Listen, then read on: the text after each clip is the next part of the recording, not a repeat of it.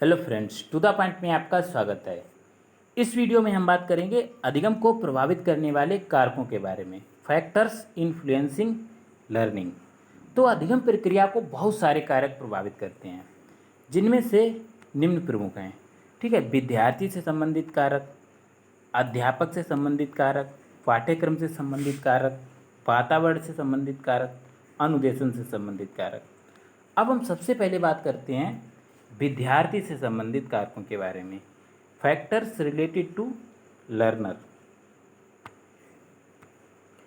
तो विद्यार्थी से संबंधित कारकों में सबसे पहला है सीखने की इच्छा, विल टू लर्न।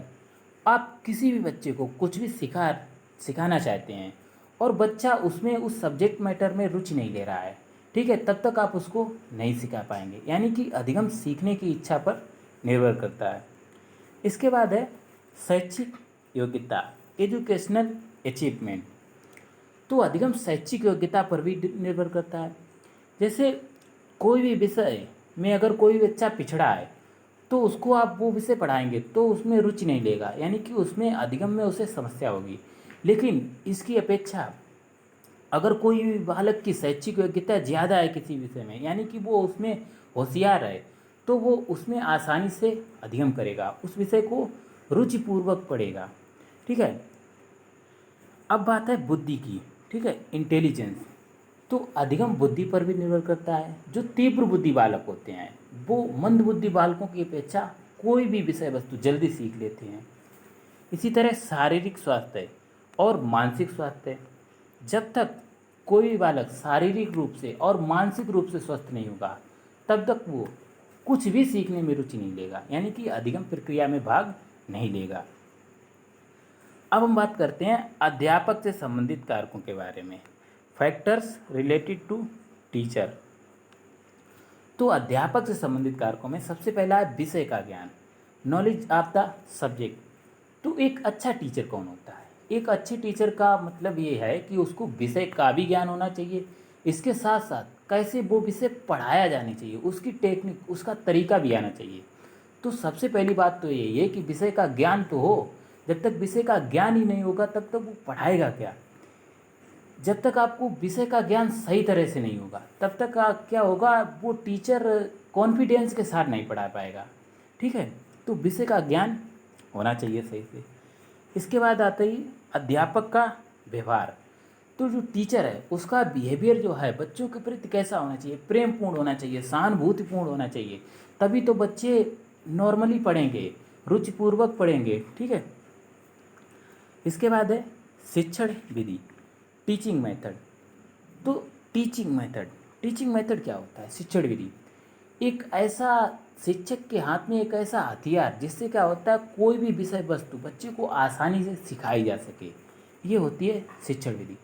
तो अध्यापक ऐसी जो प्रचलित शिक्षण विधियाँ हैं, ठीक है, जैसे करके सीखना, खेल द्वारा सीखना, प्रयोग द्वारा सीखना, इनका यूज करें, इनके बारे में अध्यापक को जानकारी होनी चाहिए। अब है सिखाने की इच्छा। तो सिखाने की इच्छा, जब तक अध्यापक सिखाने के लिए तत्पर ही नहीं है, उसकी इच्छा ही नहीं है, तब तक वो किसी भी विषय वस्तु को, किसी भी मैटर को बच्चे को नहीं सिखा पाएगा। अब तीसरा है पाठ्यक्रम से संबंधित कारक, फैक्टर्स रिलेटेड टू कैरिकुलम। ठीक है, तो पाठ्यक्रम या विषय वस्तु, तो पाठ्यक्रम पर भी अधिगम निर्भर करता है। इसमें क्या है, सबसे पहला है विषय वस्तु की प्रकृति।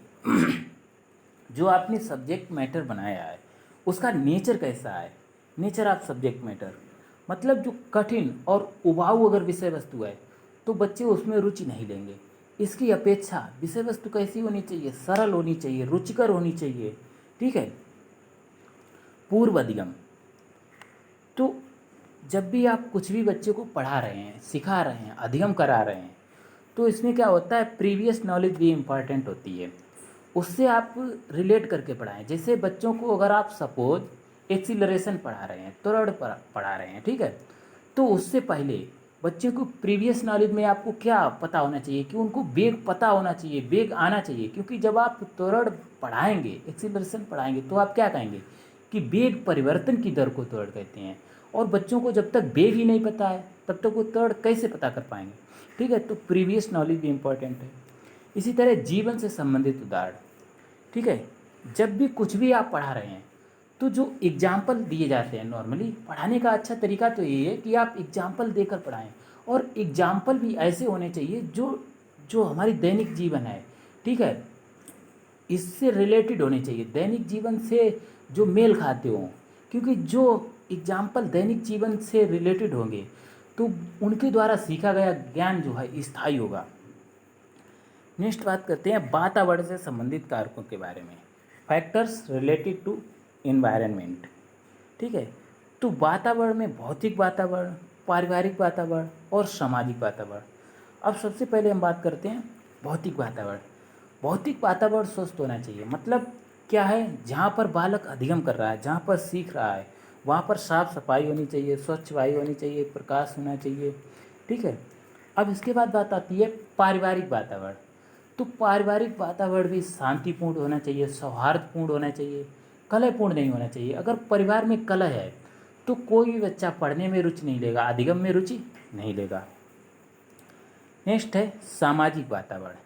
ठीक है, तो सामाजिक वातावरण से मतलब क्या है कि स्कूल का वातावरण, जो पास पड़ोस है, ठीक है, समाज का वातावरण, वो भी स्वस्थ होना चाहिए, शांतिपूर्ण होना चाहिए। अब बात करते हैं अनुदेशन से संबंधित कारक, फैक्टर्स रिलेटेड टू इंस्ट्रक्शन। तो अनुदेशन में सबसे पहले अधिगम विधि, लर्निंग मेथड।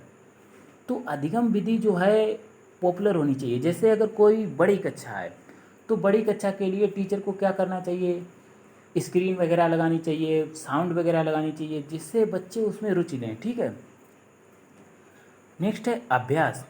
तो आपने जब तक कोई भी विषय वस्तु आपने सीख ली, लेकिन अगर आप अभ्यास नहीं करेंगे, यानी कि जो अधिगम किया है, जो आपने सीखा है, उसको स्थायी बनाने के लिए आपको अभ्यास जरूरी है। ठीक है, नेक्स्ट है नवीन ज्ञान को पूर्व ज्ञान से संबंधित करना।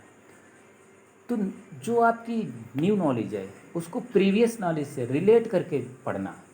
मतलब अधिगम के लिए आवश्यक है कि आप किसी भी मैटर को प्रीवियस नॉलेज से रिलेट करके पढ़ें। ठीक है, तो यहाँ पर हमने बात की अधिगम को प्रभावित करने वाले कारकों के बारे में।